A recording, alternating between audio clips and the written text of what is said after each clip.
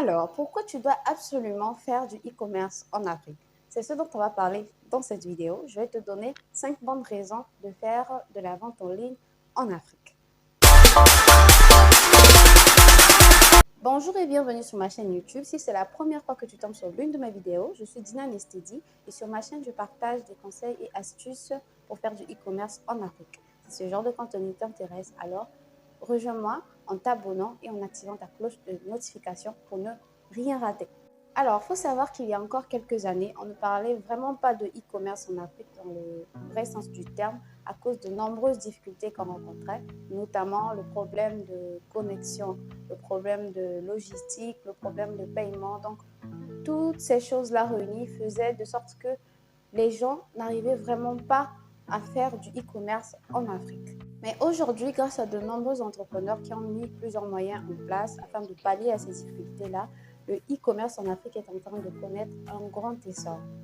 Alors, la première raison que je vais te donner de faire du e-commerce en Afrique, c'est le fait que dans ce continent, on retrouve une population très jeune. D'ailleurs, c'est la population la plus jeune du monde, ce qui constitue une grande opportunité. C'est-à-dire que la plupart de ces jeunes-là sont connectés à Internet. Donc, tu peux les proposer des articles de leur génération ou des gadgets directement sur leur smartphone.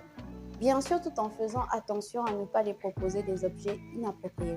La deuxième raison de faire du e-commerce en Afrique, c'est la possibilité que tu as de travailler n'importe où et à des heures qui te sont favorables. Donc, tu n'es pas obligé d'avoir un bureau quelconque pour pouvoir faire du e-commerce. Donc, tu peux être chez toi à la maison, tu peux être chez toi au bureau et commencer à exercer cette activité-là.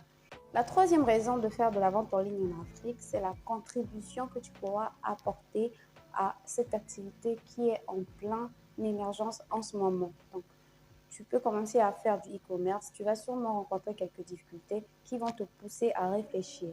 Tu réfléchis, tu trouves des solutions et des solutions là peuvent aider d'autres e-commerçants dans le futur.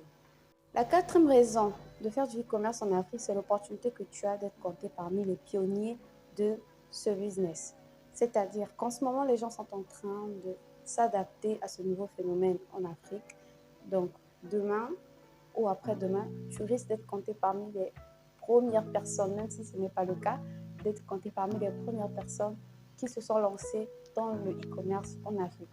D'ailleurs, l'étude Shock the World réalisée par DHL en 2014 révèle que les marchés émergents présentent le plus fort potentiel de croissance pour le commerce électronique en Afrique. Donc, tu as là une grande opportunité. La cinquième et dernière raison de faire du e-commerce en Afrique, pour moi, c'est la raison la plus importante, c'est le fait que le marché ne soit pas saturé comme en Europe, en Amérique ou encore en Asie. Et même dans ces continents-là, les gens continuent de se lancer dans le commerce électronique chaque jour.